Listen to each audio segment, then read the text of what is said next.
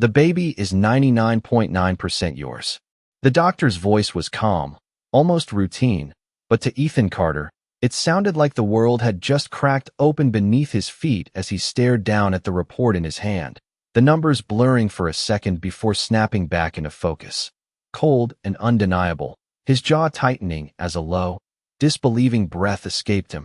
"That's impossible," he muttered, more to himself than anyone else, because for the past 5 years, Ethan had lived with one absolute truth. He couldn't have children. Every specialist, every test, every consultation across cities from New York to Los Angeles had confirmed it. A permanent condition, a closed chapter of his life that he had accepted with the same control he applied to everything else. Until now, because the paper in his hand said otherwise, and it pointed to one person he couldn't ignore, Lily Brooks. The girl who had shown up at his office 2 weeks ago wearing a simple dress and a look that was equal parts fear and determination, claiming something he had dismissed immediately as impossible. He remembered the way she stood there in front of his floor-to-ceiling windows overlooking Manhattan, her hands trembling slightly, but her voice steady enough to say the words that now echoed in his head. "I'm pregnant, and it's yours." And he had laughed then, not because it was funny, but because it was absurd. A billionaire CEO who built his empire on logic and precision did not believe in miracles or accidents, especially not ones that contradicted medical certainty. So he had accused her, coldly, directly, asking how much she wanted, assuming this was just another scheme, another attempt to take advantage of his name and wealth. But Lily hadn't reacted the way others did. She didn't argue loudly or break down dramatically. Instead, she met his gaze with something that unsettled him, quiet certainty, and said, "I don't want your money. I just need you to know the truth." And that was the moment that stuck with him, because people lied all the time, but they rarely sounded like that. So he ordered tests, multiple ones, each conducted under strict supervision, each result returning the same answer, the same number now burning into his mind, 99.9%. And suddenly the past he thought was fixed began to feel unstable, his fingers tightening around the paper as questions he never expected to ask flooded in. Had the doctors been wrong? Or had someone made sure he believed something that wasn't true? And if that was the case, who would have the power to manipulate something so personal, so critical? His thoughts cut sharply as the memory of Lily's face returned again, the way she stood there, not asking, not begging, just stating a fact, and for the first time, Ethan Carter felt something he hadn't felt in years. Not fear exactly, but a loss of control, a crack in the certainty that defined him. And as he lifted his eyes from the report, one thing became clear. This wasn't just about a pregnancy anymore. It was about a truth someone had buried, and Lily Brooks was at the center of it, whether he liked it or not. The first time Ethan Carter met Lily Brooks, he did not even remember her name. Only the way she looked completely out of place in a room filled with polished marble floors and quiet million-dollar conversations. It had been a late evening charity event hosted in one of his own hotels in downtown Manhattan, a place where every guest was carefully selected, every detail controlled, and yet somehow she had been there, standing near the edge of the ballroom, as if she had wandered into the wrong world, her dress simple, her posture reserved, but her eyes observant, taking in everything without trying to belong.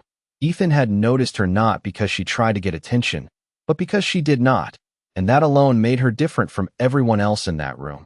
He remembered pausing for just a second longer than usual as he walked past her, a brief moment where their eyes met before he continued on, already moving on to conversations that mattered more, or at least that was what he believed at the time.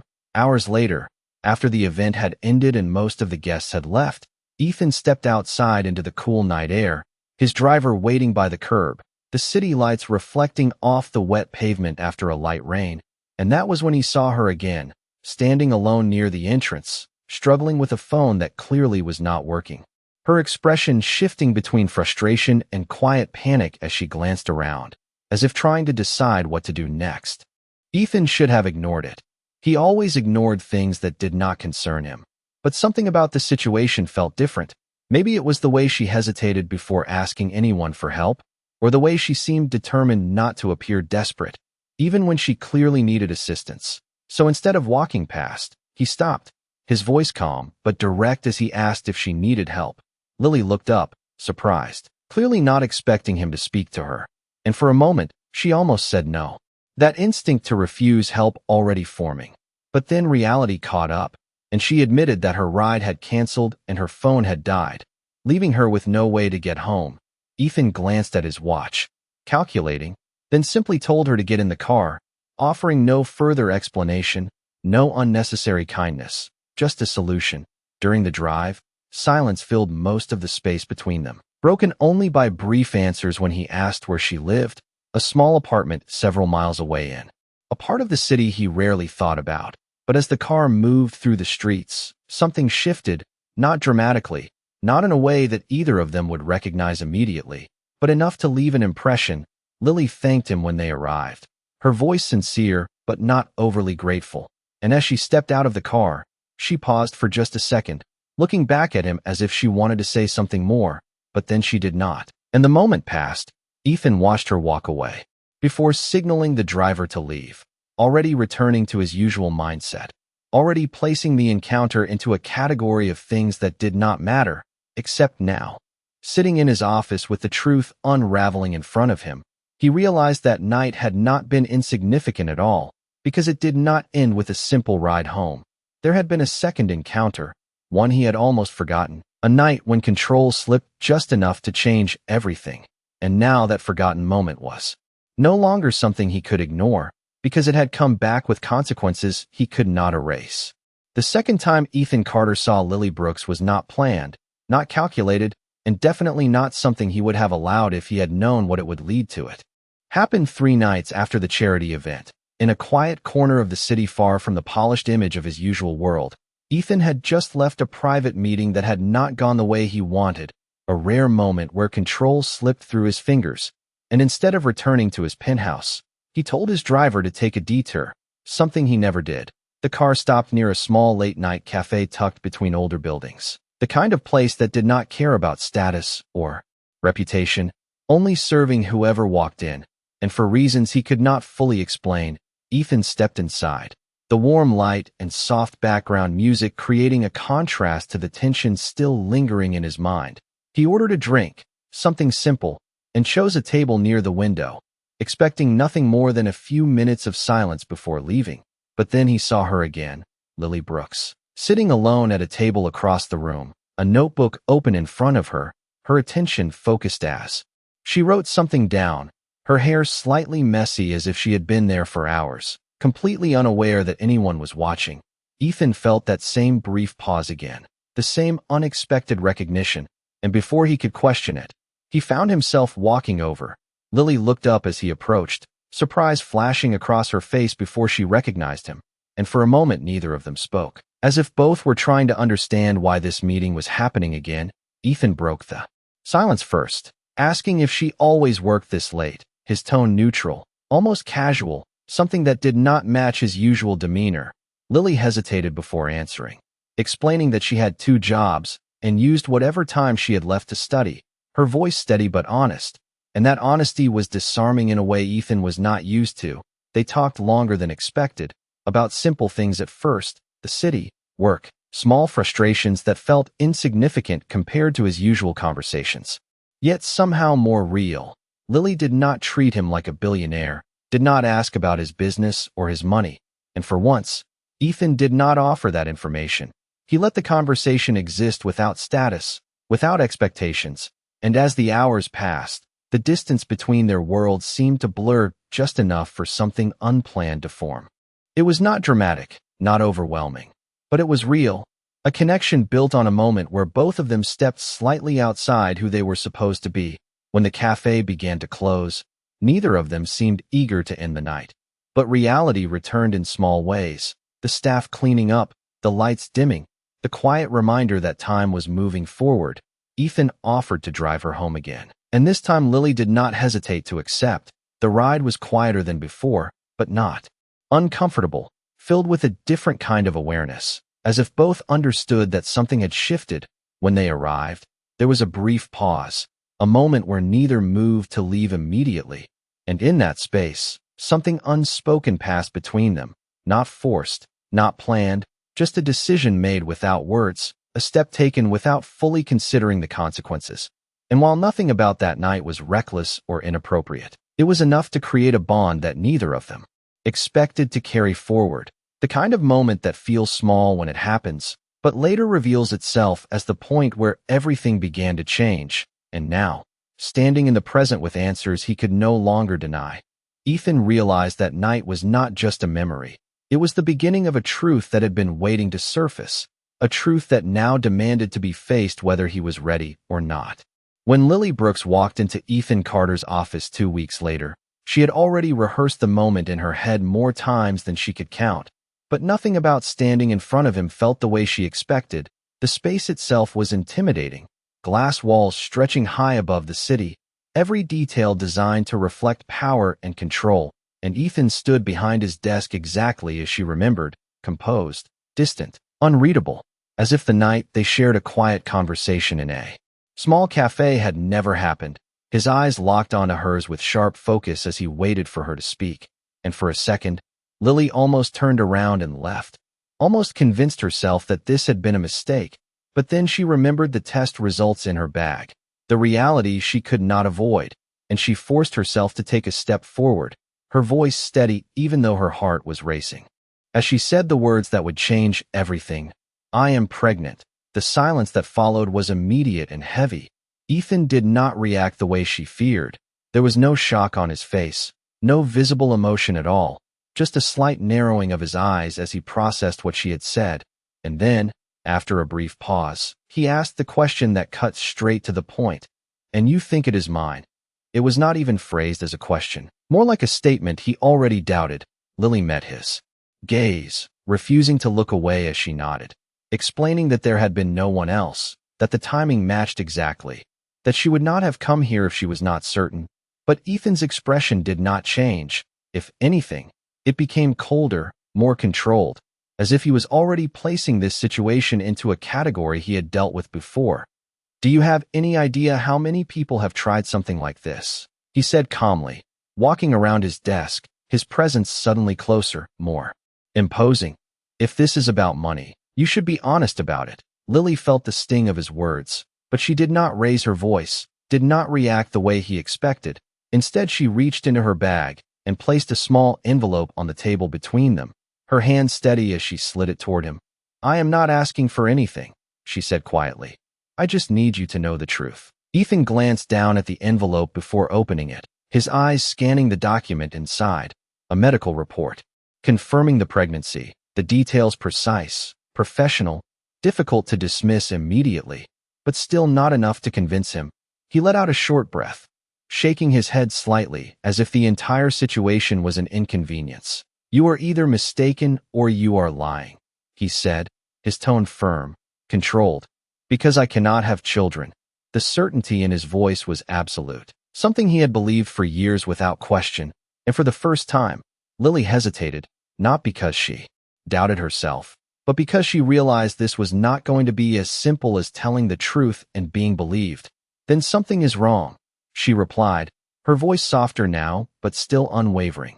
"Because I am pregnant, and you are the only person it could be." The room fell silent again, tension building in a way neither of them could ignore. Ethan studied her face carefully, looking for any sign of deception, any hesitation, but what he saw instead only made the situation more complicated. She was not acting, not calculating. If anything, she seemed like someone who had already accepted the outcome and was simply stating a fact, and that uncertainty, that small crack in his certainty, was enough to make him pause, just for a moment, before he stepped back and made a decision. "We are going to run tests," he said finally, his voice returning to its usual controlled tone. "Multiple ones, under my supervision." Lily nodded without hesitation, as if she had expected this, and as she turned to leave, Ethan added one more thing, a quiet warning that carried weight. "If you are lying, this ends here." Lily stopped at the door, her hand resting briefly on the handle before she looked back at him, her expression calm but firm. "I am not lying," she said, and then she walked out, leaving Ethan alone in a room that suddenly felt less certain than it had just minutes before, because for the first time, a possibility he had never considered was beginning to take shape, and he did not know whether to dismiss it or face it. The results came back faster than Lily expected, but for Ethan Carter, even the waiting felt like a disruption to a life that had always moved with precision. Every hour accounted for, every outcome predicted. And yet this was different, because no matter how many times he told himself the test would confirm what he already knew, there was a part of him that could not fully ignore the possibility that something was wrong, that something had been wrong for a long time. When Lily returned to his office for the follow-up, the atmosphere was colder than before, more controlled, as if Ethan had already built walls around whatever outcome was coming. He did not offer her a seat at first, did not attempt any form of small talk. Instead, he simply placed the folder on the table between them, unopened, his eyes fixed on her as if measuring her reaction before the truth was even revealed. "These are the results," he said, his voice calm, but there was an edge beneath it, something sharper than before. Lily felt her pulse quicken but forced herself to remain steady. She had already accepted what she believed to be true, but the weight of this moment still pressed heavily on her chest. Ethan finally opened the folder, scanning the report in silence, his expression unreadable for several seconds. And then something shifted, not dramatically, but enough for Lily to notice, a slight tightening of his jaw, a pause that lasted just a fraction longer than it should have, before he closed the folder slowly and looked up at her. And for the first time since this began, there was no immediate denial in his eyes, only something far more complicated, something uncertain. "The results confirm it," he said, his voice lower now, more controlled than ever. "The child is mine." The words hung in the air, heavy and undeniable. Lily let out a breath she did not realize she had been holding. But she did not smile, did not react with relief, because she knew this was only the beginning of something far more complicated. Ethan stood there for a moment, completely still, as if recalculating everything he thought he knew, his mind already searching for explanations, for reasons, for any way to make sense of a reality that contradicted years of certainty. And when he spoke again, his tone had changed, not softer, but more deliberate, more strategic. "This changes things," he said, walking slowly toward the window, his back to her as he looked out over the city. The same view that had always represented control, power, stability, but now felt slightly altered, as if something invisible had shifted. "You said you were not here for money," he continued, turning slightly, his gaze returning to her, sharper now, more focused. "But this situation will attract attention, questions, complications that neither of us can ignore." Lily remained silent, watching him carefully, sensing that whatever came next would define everything moving forward. Ethan stepped closer again, his presence firm, decisive, the hesitation from earlier replaced by something else entirely, something more calculated. "I am going to make you an offer," he said, his voice steady. "A contract marriage, temporary, structured, controlled." Lily blinked, caught off guard by the directness of it, but he continued without pause. "In return, you will receive $5 million, full financial security, medical care, everything you need for the child." The number alone was overwhelming, far beyond anything Lily had ever imagined. But the way he said it made it clear this was not generosity. It was a transaction, a solution to a problem he intended to manage. "And after the child is born," he added, his tone tightening slightly, "you will walk away." The room fell silent again, but this time the tension was different, heavier, more personal. Lily stared at him, trying to process not just the offer, but the meaning behind it, the way he had reduced something life-changing into terms and conditions. And for a moment, she did not know what to say, because this was not what she came for. And yet, standing there, she realized that this decision would change not just her future, but the future of the life she was carrying. And Ethan, watching her reaction closely, waited, not with impatience, but with certainty, because in his world, every problem had a solution, and every solution had a price. He just did not realize yet that this was one situation that would not follow his rules. Lily Brooks did not answer immediately, and that silence was the first thing Ethan Carter did not anticipate, because in his world, offers like this were not questioned. They were accepted, negotiated at most, but never met with hesitation that carried emotion behind it. He watched her carefully, expecting a reaction driven by the number, by the security, by the opportunity. But what he saw instead was something else entirely, something quieter, more conflicted. Lily looked down for a moment, her fingers tightening slightly around the strap of her bag as she tried to organize her thoughts. $5 million could change everything for her. It could solve every problem she had ever faced, provide stability not only for her, but for the child she was carrying. And yet, the condition attached to it felt heavier than the money itself. "You want me to disappear," she said finally, her voice calm but not weak. And Ethan did not deny it. He simply nodded once, his expression steady. "After the child is born, yes," he replied, as if it was the most reasonable outcome. "This arrangement ensures clarity, no complications, no unnecessary emotional entanglements." The way he said it made it clear that to him, this was not about cruelty. It was about structure, control, a way to prevent chaos from entering his life. Lily lifted her eyes to meet his again, studying him in a way she had not before, trying to understand how someone could speak so calmly about something that felt so personal, so irreversible. "And what about the child?" she asked, her voice softer now, but carrying more weight. "Is this just another arrangement too?"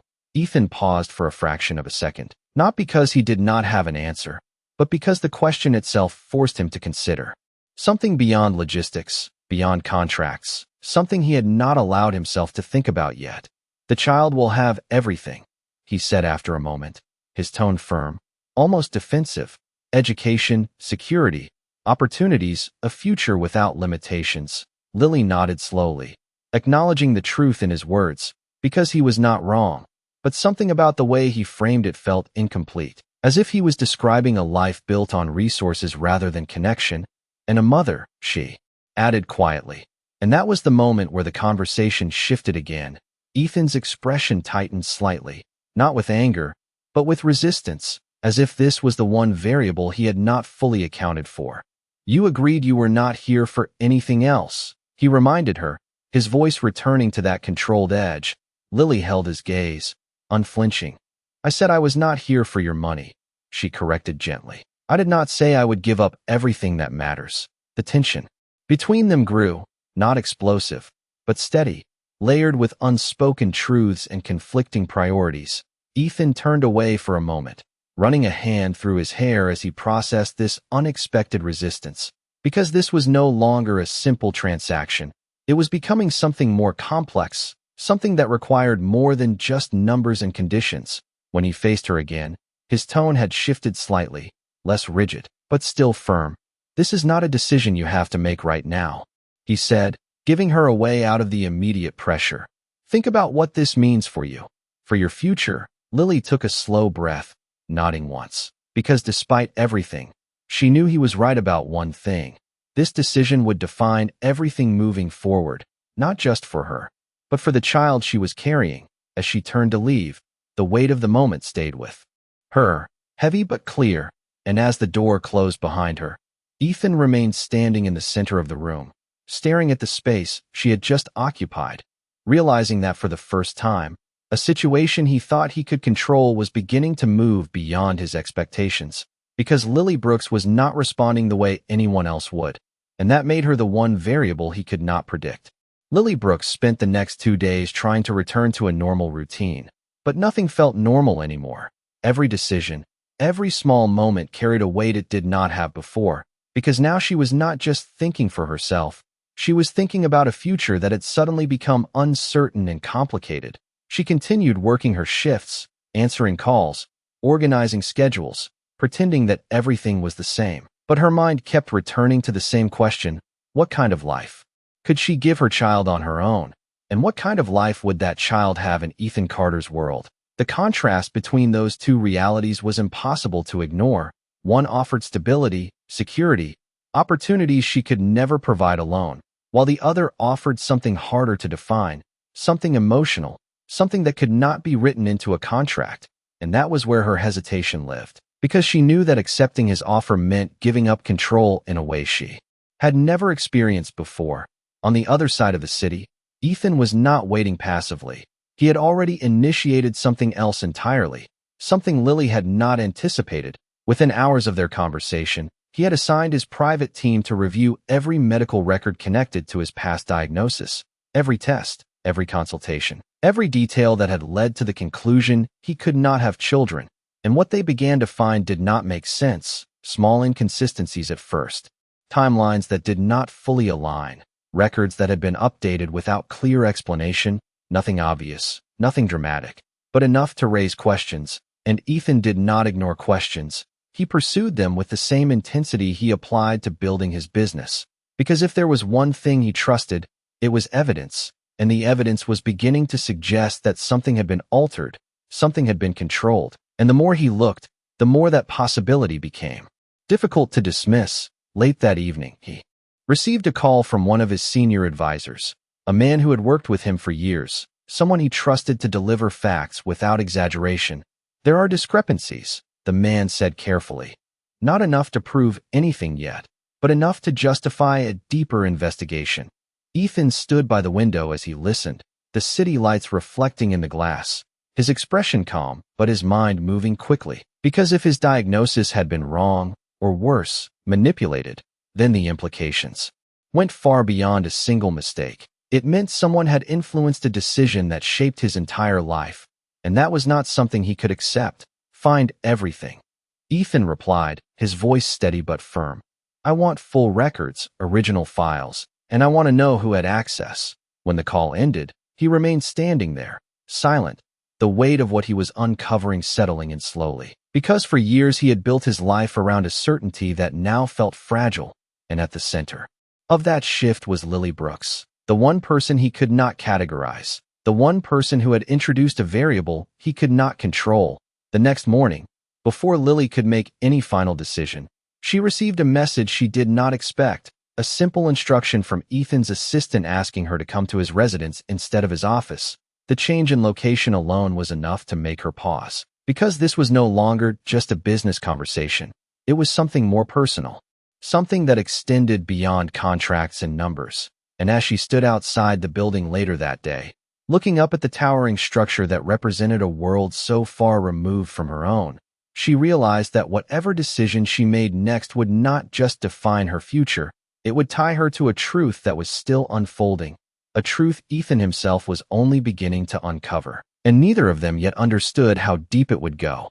Lily Brooks stepped into Ethan Carter's residence with a quiet sense of awareness that everything about this place reflected a life she had never imagined for herself. The space was vast, designed with clean lines and understated luxury, every detail intentional, every object placed with precision.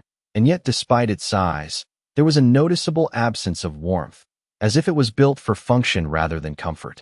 Ethan was already there when she arrived, standing near the large windows that overlooked the city, his posture straight, his expression composed. But there was something different in the way he turned to face her this time, something less distant, less certain than before. You came, he said simply, his voice calm, and Lily nodded, taking a few steps further inside, her eyes briefly scanning the room before returning to him. You asked me to, she replied, her tone steady, but there was a quiet tension beneath it, a recognition that this conversation would not be the same as the last. Ethan gestured toward a seating area, a subtle invitation that felt more personal than the formal setting of his office. And for a moment, neither of them spoke, the silence stretching just long enough to carry meaning, until Ethan finally broke it. I have new information, he said, his voice measured, as if he had already spent hours thinking through how to present what he had learned. Lily watched him carefully, sensing that this was not just about their situation anymore, but something larger, something that connected to the uncertainty she had seen in him before.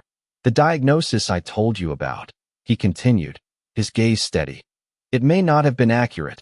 Lily blinked, surprised, not because she doubted him, but because she had not expected him to question something he had once spoken about with such certainty. What do you mean? She asked quietly. Ethan exhaled slowly, choosing his words with precision. There are inconsistencies in my medical records, details that do not align, timelines that do not make sense, he explained. I do not have proof yet, but there is enough to suggest that something may have been altered. The implication settled between them, heavy and unsettling, because this was no longer just about a misunderstanding. It was about the possibility that someone had intentionally shaped a truth that defined his life. Lily felt a shift in her perspective, the situation becoming more complex, more serious than she had initially understood. Why would anyone do that? She asked, and for the first time, Ethan did not have an immediate answer, his silence lasting longer than usual as he considered the question.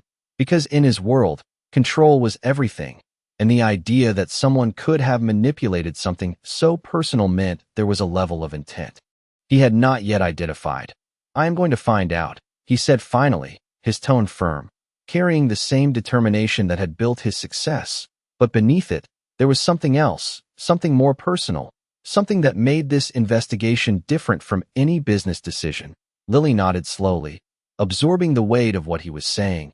And in that moment, the distance between them shifted again, not completely gone, but changed, because now they were both connected to something they did not fully understand, something that extended beyond a contract or an agreement. Ethan stepped closer, his expression more focused now. "This situation changes the terms," he said, returning to the conversation that still remained unresolved. "If there is a possibility that my past was manipulated, then I need control over what happens next." Lily felt a slight tension rise again, the familiar edge of his approach returning, but this time it was layered with something different, something less rigid. "And what does that mean?" she asked, her voice calm but cautious. Ethan held her gaze, his answer direct but no longer purely transactional. "It means I want you here," he said, "not just in an agreement, but in a place where I can ensure everything is handled properly." The words were carefully chosen, but the meaning behind them was clear. This was no longer just about solving a problem. It was about managing a reality that neither of them could fully control. And as Lily stood there, processing what he was asking, she realized that the decision in front of her was no longer as simple as accepting or rejecting an offer. It was about stepping into a situation that was still unfolding, a situation that carried truths neither of them had uncovered yet. And as the silence settled once again, both of them understood that whatever came next would bring those truths closer to the surface, whether they were ready or not. Lily Brooks did not respond right away, and that silence stretched longer than any answer could have, because this was no longer just about a decision.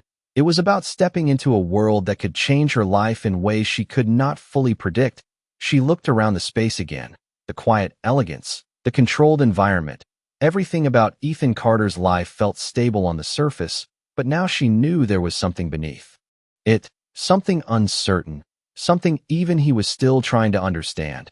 "If I stay here," she said slowly, choosing each word carefully, "this is not just about control anymore." Ethan held her gaze, not interrupting, not correcting her, which in itself was different from before. "Then what is it about?" he asked, his voice steady but lower than usual. Lily took a breath, placing a hand lightly over her stomach, a small, instinctive gesture that shifted the tone of the moment. "It is about trust," she said, and that word seemed to settle heavily between them, because it was not something that could be written into a contract or negotiated through terms. It required something Ethan was not used to giving. He looked at her for a long moment, processing what she had said, because she was right, and that realization was not comfortable. For years he had relied on control, on structure, on certainty. But now he was facing a situation where none of those things were enough. "You are asking for something I do not usually offer," he admitted, his voice honest in a way that surprised even himself. Lily nodded slightly, not pushing further, not demanding anything more, just stating a reality he had to confront. The silence that followed was different this time, less tense, more reflective, as if both of them were standing at the edge of a decision that would redefine everything moving forward. Finally, Ethan stepped closer, not in a way that felt imposing, but deliberate, his tone shifting once again, softer but still firm. "If you stay," he said, "it will not be as a transaction." The words were simple, but they carried weight, because they marked a change in how he was approaching this situation. Lily watched him carefully, searching for any sign that this was still just another calculated move.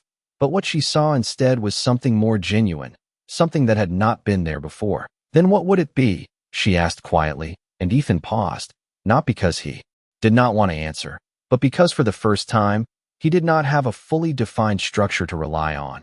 "It would be something we figure out," he said finally, the uncertainty in his words unfamiliar but real. and that honesty, imperfect as it was, mattered more than any contract he could have offered.